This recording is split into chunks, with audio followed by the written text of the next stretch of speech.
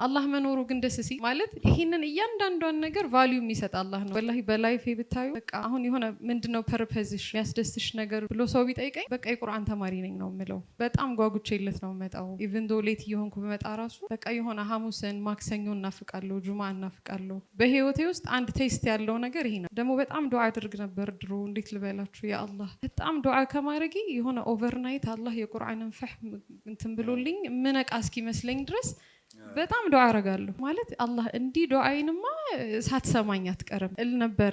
ረጅም ጊዜ ነው ዱዓ ያረኩት። አይ ዊሽ ከህፃንነቴ ጀምሮ በእንደዚህ በቁርአን ተርቢያ ባድግ ምናምን ብዬ በሲራ የዱዓዬ ምላሽ ሆኖ ነው ያገኘሁት። አልሐምዱሊላህ። ብቻ እንዴት ልበላችሁ ወላሂ በቃ በህይወቴ እንግዲህ አግብቻለሁ፣ ጥሩ ስራ አለኝ፣ ልጆች አሉኝ። ከነዚሁ ብሌሲንጎች አሁን የትኛው ወርዝ ያደርግብሻል ብትለኝ ወላሂ ኡስታዝ ፕራውድሊ ነው በቃ በላይፌ አንድ ፐርፐዝፉል የሆነ ነገር አደረኩ ብዬ እንትን እምለው በሲራ ለኔ ሁሉ ነገሬ ነው። የሆነ በቃ ለቁርአን በጣም እንድሳብ ከድሮ ከነበረኝ አንደርስታንዲንግ በጣም እንትን እንዲል ያደረገኝ በሲራ ነው። ወላሂ ኡስታዝ እንዴት እንደማመሰግን አላውቅም።